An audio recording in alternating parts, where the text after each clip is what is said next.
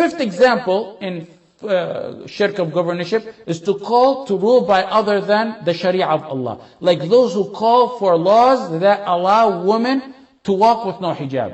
Or those who call for laws to have open usury in the society.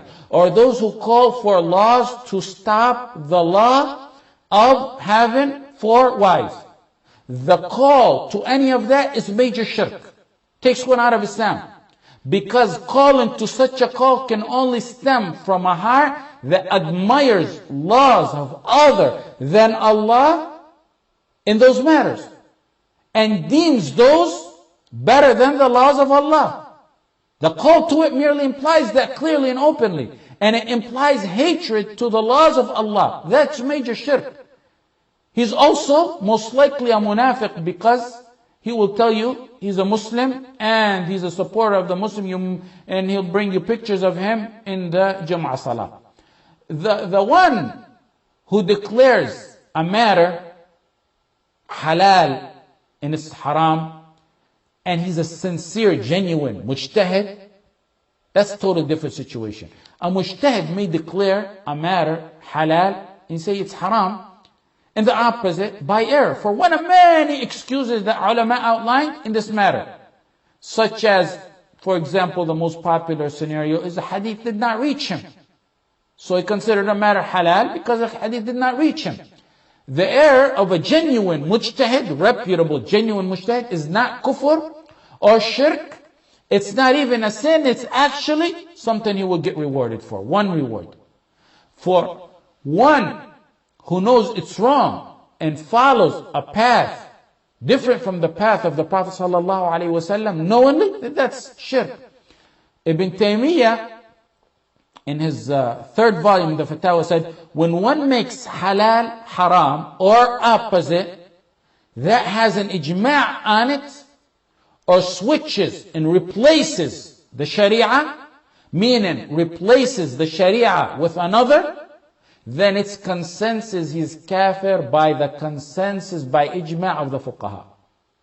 In volume 35, he spoke about ulama as well, pertaining to this matter. He said, when a alim leaves his knowledge of the Quran and the Sunnah and follows a ruler who's in opposition to the rules of Allah and His Messenger and apostate legislations, he is worthy of punishment and the life after, and he is an apostate.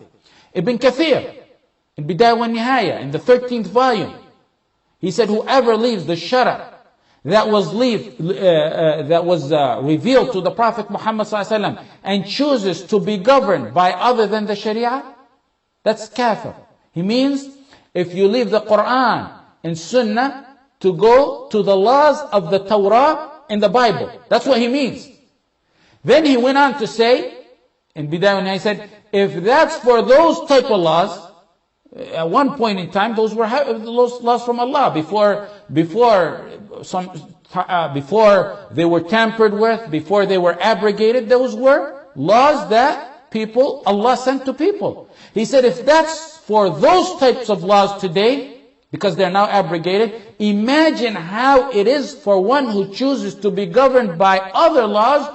Whoever does so is kafir by ijma'.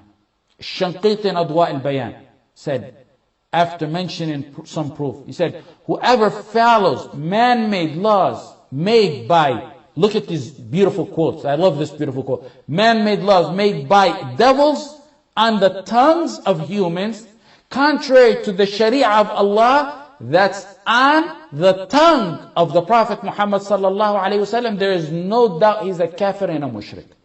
Only one who doubts that is one who Allah obliterated his vision and blinded him from the brightness of revelation.